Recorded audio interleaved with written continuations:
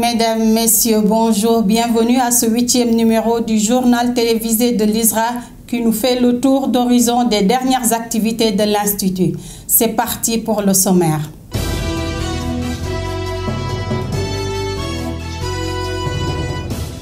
Après 2 ans en mode virtuel à cause de la Covid, la réunion annuelle du comité scientifique et technique de l'ISRA a renoué avec le mode présentiel. Du 7 au 11 novembre 2022, des personnalités scientifiques nationales et étrangères de l'Institut ont échangé sur les résultats obtenus en 2022 et les activités scientifiques prévues en 2023, ainsi que sur les recommandations formulées. L'exercice peut être qualifié d'historique. Le Centre de développement de l'horticulture CDH de l'ISRA a procédé à la réactualisation des fiches techniques maraîchères dont certaines sont devenues obsolètes. C'est une vieille doléance des acteurs du secteur qui vient d'être satisfaite. OGM, la loi sur la biosécurité au Sénégal, doit-on s'inquiéter? Le thème était au centre des échanges du 27e mardi du BAM qui s'est tenu le 4 octobre dernier au pôle de recherche de Anne. Notre rubrique Immersion nous mène aujourd'hui à la découverte de l'unité de production de vaccins de l'ISRA. Les principaux responsables mettront ainsi en lumière le rôle crucial qu'elle occupe dans le dispositif de l'ISRA et de son impact sur la santé du cheptel. Voilà le sommaire, tout de suite pour les développements.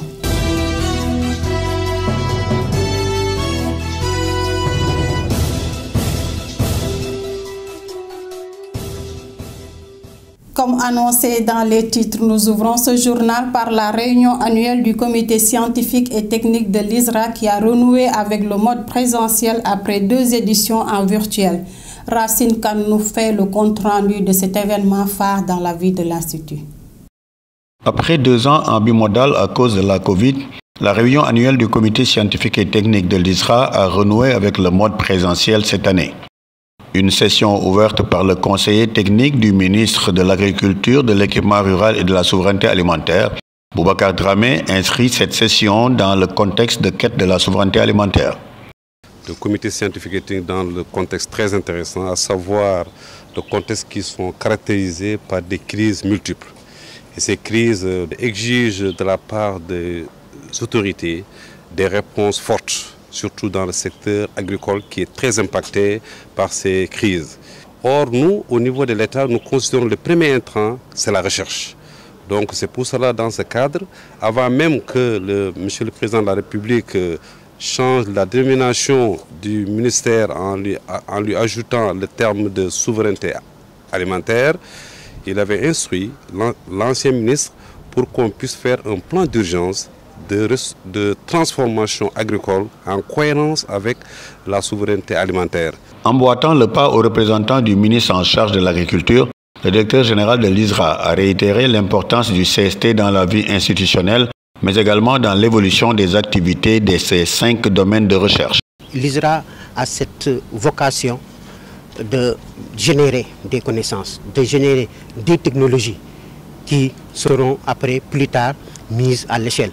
D'où un point important, c'est-à-dire un continuum entre la recherche, la formation et le conseil agricole pour pouvoir mettre à l'échelle les résultats. Ça veut dire quoi? Ça veut dire que l'ISRA est à la disposition et cette action au niveau de l'ISRA, c'est une action qui est maintenant inclusive, qui depuis un bon moment, où pour mettre en place les projets, les activités de recherche, on est obligé d'identifier, d'organiser des pré-programmations scientifiques avec les partenaires, avec les bénéficiaires, pour d'abord leur présenter les résultats, mais encore mieux, identifier leurs contraintes, leurs besoins en matière de recherche. Et ces contraintes, ces besoins qu'on va transformer en opportunités et définir des projets, des programmes fédérateurs pour que les résultats puissent après être plus tard appropriés par ces populations. Du 7 au 11 novembre 2022, les différentes commissions du CST ont ainsi passé au peigne fin les programmes et activités de recherche, et cela afin de formuler des recommandations générales et spécifiques à chacune d'elles. Au terme de ces 5 jours d'échange, le président par intérim sortant a salué les résultats obtenus en 2022 et le suivi des recommandations antérieures. Il y a eu en tout cas une évolution depuis la dernière fois qu'on a tenu le CST ici. On peut considérer qu'il y a eu pas mal d'évolutions Naturellement, il y a encore des pas à franchir. Les recommandations qui ont été formulées les années précédentes, pour certaines d'entre elles, il y a eu quand même des avancées. Héritant du flambeau à la tête du Conseil scientifique et technique, Mme Sylvie Levinsky donne un aperçu des chantiers que l'organe veut mettre en œuvre l'année prochaine. Le principal enseignement, c'est que le Conseil scientifique et technique est un organe très important pour l'institution, avec un règlement. Il fait partie du règlement intérieur aussi de l'ISRA et il a pour objectif de regarder tous les programmes scientifiques et de donner des avis et recommandations pour les centres de recherche et évidemment la direction de l'établissement. Coopté pour intégrer cet organe consultatif de réflexion et de proposition en matière de politique scientifique de l'ISRA, les nouveaux membres du CST ont été présentés au cours de la cérémonie d'ouverture. Merci Racine. Intéressons-nous maintenant à la filière horticole avec la réactualisation des fiches techniques maraîchères par le CDH. Retour sur les temps forts de l'atelier de validation de ce travail avec notre reporter Ngone Diouf Ndiaye. C'est une vieille doléance qui vient ainsi d'être satisfaite pour le plus grand bonheur des acteurs de la filière horticole. Le CDH vient de réactualiser 18 fiches techniques maraîchères après un travail de fourmi entamé depuis plusieurs mois. Un exercice qu'on peut qualifier d'historique. On est là dans le cadre du projet de réactualisation des fiches techniques qui représente une vieille doléance du monde de l'horticulture d'une manière générale. Sous la houlette du CDH, ce travail de mise à jour qui a mobilisé une équipe d'experts constituée de chercheurs, de professionnels du privé, d'ONG, de la société civile et d'organisations de producteurs sur l'ensemble de la filière horticole aura ainsi un impact considérable sur le secteur. Ces fiches techniques datent d'il y a très longtemps et c'était une très forte demande des producteurs et aussi une forte recommandation de la direction scientifique et générale de l'ISRA pour que les données puissent être réactualisées en fonction des nouvelles données et de l'actualité. On a pu réactualiser 18 fiches techniques et une fiche pépinière sur 22 spéculations. Le travail reste à faire, il y a encore d'autres spéculations qu'on doit réactualiser, mais c'est un premier pas et nous avons été accompagnés par 2 projets de l'USAID Naforé et l'USAID Jeunesse en agriculture, mais également sur fonds propres du CDH. C'était une forte demande et les données qui étaient dans les anciennes fiches techniques sont devenues obsolètes compte tenu du changement climatique, des nouveaux ravageurs, mais également de la demande des producteurs et des consommateurs.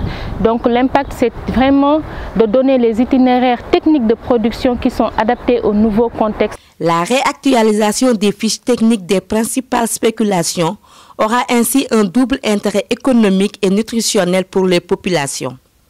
De quoi donner un nouveau souffle à ce secteur. D'où le satisfait des organisations de producteurs qui n'en demandaient pas autant. Jerry Gay parle en leur nom.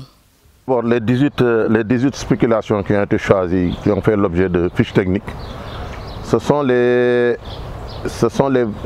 spéculations les plus utilisées en tout cas par les producteurs et qui posent aussi d'énormes problèmes parce que les producteurs ne savent pas ou bien n'appréhendent pas totalement en tout cas tous les enjeux liés à la conduite de ces variétés au niveau paysan. Restons au CDH qui, dans le cadre du Proval CV, est chargé de travailler dans le cadre du renforcement de capacité des producteurs pépiniéristes horticoles. Un atelier a été organisé pour définir des critères de sélection des bénéficiaires. Compte rendu signé Maman Fall Diaw. Activité à haute capacité de main-d'œuvre et de génération de revenus. L'horticulture constitue un volet cible du Proval CV, qui a signé une convention de partenariat avec l'ISRA. Dans ce cadre, le Centre pour le développement de l'horticulture est chargé de travailler dans le renforcement de capacité des producteurs pépiniéristes horticoles. C'est à cet effet qu'il s'est attelé à définir les critères de sélection des bénéficiaires. Dans le cadre de Proval, nous avons une activité qui tourne autour de renforcement de capacité. renforcement de capacité à travers des sessions de formation pour les pépiniéristes. Et puis l'autre aspect aussi, c'est d'organiser les visites échanges. Le CDH doit normalement à terme installer 10 pépinières au niveau des zones du projet. Ce qui nous intéresse le plus, c'est de travailler dans la zone de Kaffrine, Kaolack, Fatick, dans le sud aussi avec Ziguinchor, Kolda, mais aussi la région de Thiès en fait partie. Néanmoins, nous devions choisir des producteurs et dans ce cadre, il fallait trouver des critères pour que la chose soit le plus démocratique et le plus transparent possible. C'est pourquoi avec l'ISRABAM, l'UNIVAL, le PROVAL et puis les chercheurs du CDH, le FNDAPS, nous avons senti la nécessité de réunir les acteurs en partenariat aussi avec l'agence qui est en charge du conseil agricole, de travailler à définir les critères qui seront utilisés pour choisir des producteurs pépiniéristes. À terme, cette formation pourrait contribuer à asseoir une croissance économique forte, inclusive et durable, et l'amélioration des conditions de vie des populations rurales des zones ciblées. OGM, la loi sur la biosécurité au Sénégal, doit-on s'inquiéter? Ce sujet était au cœur des débats du 27e mardi du BAM qui s'est tenu le 4 octobre au pôle de recherche de Hann. Oumar Lo nous fait le compte-rendu de cette journée. Au lendemain de la promulgation de la nouvelle loi sur la biosécurité au Sénégal, des voix discordantes se sont élevées pour apprécier cette mesure. Pour essayer d'éclairer la lanterne de l'opinion, le bureau d'analyse macroéconomique de l'ISRA, conjointement avec l'IPAR, a réuni une palette de scientifiques, juristes et membres de la société civile pour son 27e mardi du BAM. Ces derniers, sous leurs différentes casquettes, ont échangé sur le thème « OGM, la loi sur la biosécurité au Sénégal, doit-on s'inquiéter ?» Le débat continue depuis la création de cette innovation biotechnologique. Il faut le dépassionner, il faut se poser les questions. Qu'est-ce qui est dans l'intérêt de la société sénégalaise? Et c'est ce cadre que la loi sur la biosécurité au Sénégal vient offrir. Cette loi pose le cadre de toute utilisation mouvement sur les OGM et définit les articles en ce sens. En absence de loi, on ne peut pas savoir qu'est-ce qu'on mange, qu'est-ce qu'on introduit, qu'est-ce qu'on fait comme mouvement transfrontalier sur les OGM. Donc la loi permet de retracer, de suivre, de tester, d'évaluer tout mouvement relié aux OGM. Donc c'est en ce sens que, en absence de loi, il y a un risque élevé.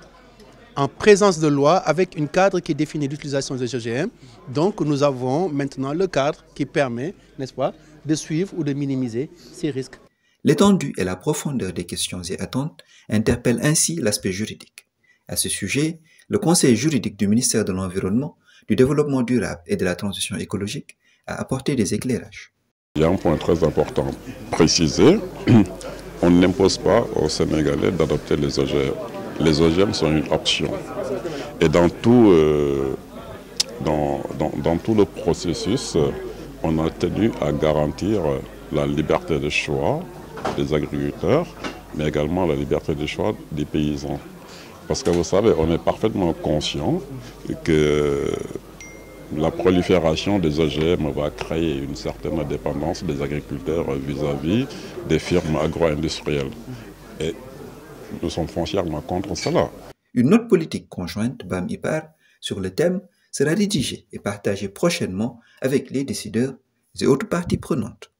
Parlons maintenant de pêche avec le CROT qui, à l'instar des 7 autres instituts de recherche partenaires du projet GREPAO, a organisé l'atelier national de partage des résultats de recherche et d'élaboration de notes de politique publique. Retour sur les temps forts de cette journée avec notre reporter Tamsir Sow. Mise en œuvre par le consortium constitué d'institutions de recherche de la région de la façade atlantique et du golfe de Guinée, ainsi que les 2 commissions des pêches régionales et de la CEDEAO, le projet Gestion et résilience des pêcheries de petites pélagiques en Afrique de l'Ouest, GREPAO, a parmi ses résultats identifié les facteurs qui freinent la génération de valeur ajoutée de la pêche dans l'économie nationale. La révélation est faite lors de l'atelier national du projet tenu à Dakar. Moustapha Dem en est le coordinateur. Les résultats sont articulés autour de plusieurs aspects, c'est surtout l'aspect consommation, Comme vous le savez, le Sénégal est un grand consommateur donc, de poissons. Aujourd'hui, les petits pélagiques côtiers sont la première source de protéines animales donc, au niveau donc, de ce pays. Et que cette consommation per capita est menacée par plusieurs facteurs, particulièrement les exportations congelées en l'état vers, disons, la sous-région. C'est aussi l'approvisionnement des usines de farine de poisson.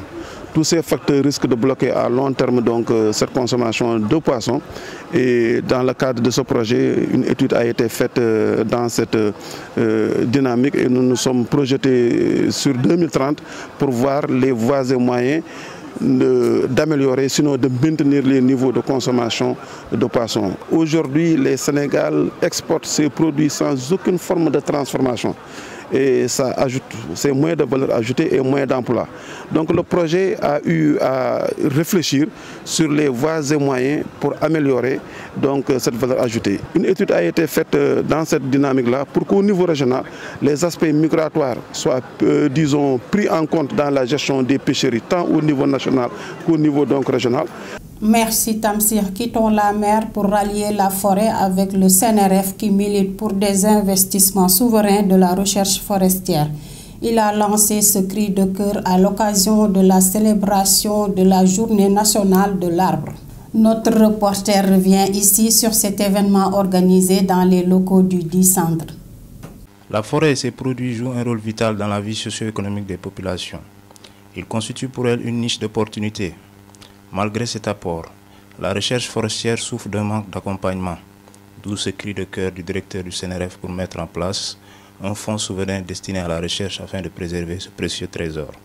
Les ressources forestières contribuent grandement à la résilience des communautés, surtout par le biais des services écosystémiques, les services de régulation, les services d'approvisionnement comme les autres services. Des fois, c'est même une contribution très insuffisamment évaluée.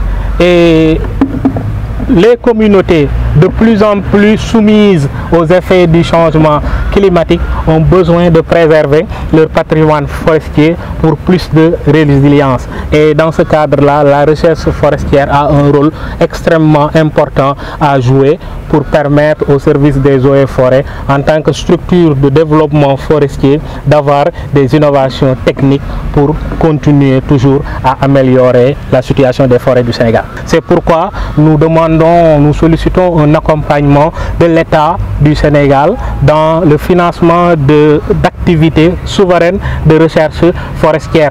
Intéressons-nous maintenant à la santé avec l'approche One Health qui, à travers le projet Design lancé le 6 septembre dernier, mise sur la gouvernance de la gestion des antimicrobiens pour une meilleure santé humaine et animale.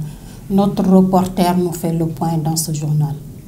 Le démarrage du projet Concevoir une gouvernance de la gestion des antimicrobiens basée sur l'approche One Health est officiellement acté. Ces activités permettront, hormis le Sénégal, de mener une analyse situationnelle, institutionnelle, juridique et d'impact des politiques de gestion des antibiotiques dans 5 autres pays.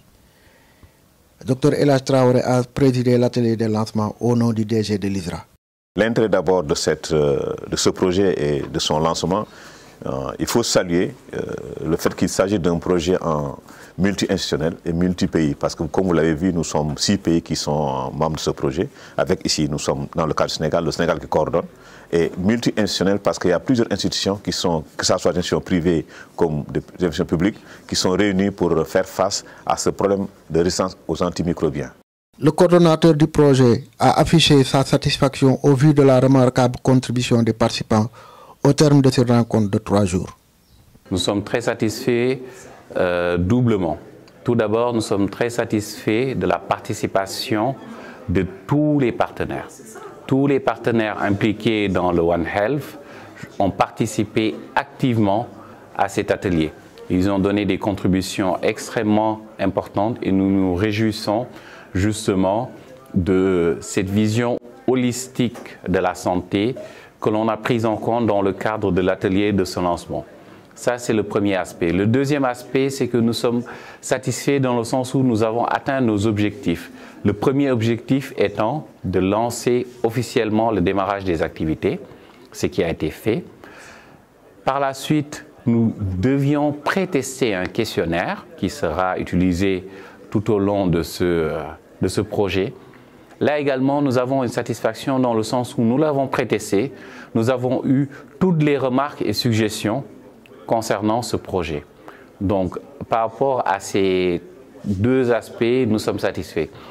Et j'irai même plus loin en disant que nous avons cartographié, nous avons jeté les bases de la cartographie des acteurs impliquant la RAM. Et ça, c'est vraiment une grande avancée pour ce projet, mais également pour tout le Sénégal.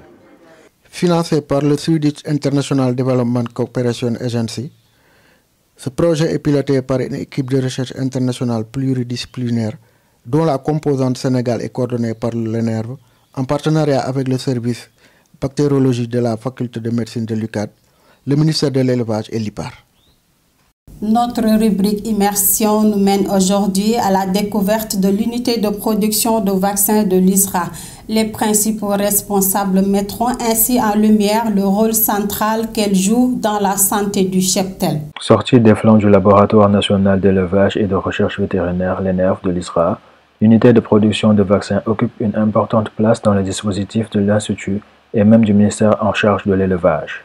L'histoire de la production de vaccins est un peu associée à celle de l'ENERV, du Laboratoire national de l'élevage et de recherche vétérinaire. Donc je peux dire que depuis 1935, le Sénégal produit des vaccins pour accompagner la recherche, bien entendu. Et en 1974, avec l'avènement de l'ISRA, donc l'unité de production de vaccins est fait partie intégrante donc, de l'ISRA. C'est un département à part, mais nous travaillons en étroite collaboration avec le LENERV. Répartis entre Dakar et Dara, ces laboratoires fournissent des produits qui bénéficient d'une reconnaissance dépassant largement les frontières du Sénégal. À Dakar sont établis le laboratoire de production de vaccins viraux et un autre en charge de la production de vaccins bactériens où les normes et les systèmes de contrôle de production sont de mise pour garantir la qualité des produits qui en sortent. La production de vaccins est un long processus, mais surtout marqué par plusieurs étapes de contrôle. Donc sur une production sur 100%, 90% constituent des contrôles. Il y a plusieurs étapes. Maintenant, il y a des étapes qu'on fait en interne au cours de la production, et une fois que le produit est fini, nous, en interne, c'est-à-dire producteurs, nous faisons des contrôles, mais nous envoyons aussi des échantillons au laboratoire national de l'élevage. Et ensuite, il y a un troisième contrôle qui se passe au PANVAC, qui est un organisme international reconnu par l'OIE et qui est chargé du contrôle de qualité des vaccins. Notre principal client, c'est l'État du Sénégal. Donc nous assurons l'approvisionnement en vaccins, la fourniture, j'allais dire, en vaccins pour toutes les campagnes de vaccination. Donc de ce côté-là, on a un bon feedback. Et malheureusement, c'est parfois au détriment des privés, parce que nous privilégions bien entendu l'État. Mais tout ça, c'est un long processus. On est en train d'améliorer notre système pour que la disponibilité soit plus grande et qu'on puisse satisfaire tout le monde. Avec la montée en puissance de l'unité, un laboratoire spécialement dédié à la production de vaccins bactériens a été établi à 300 km plus au nord dans l'enceinte du CRZ de Dara. Le laboratoire de production de vaccins de Dara est une entité de l'unité ISRA Production de Dakar. Implanté depuis 2004, ce labo a produit son premier lot en 2009.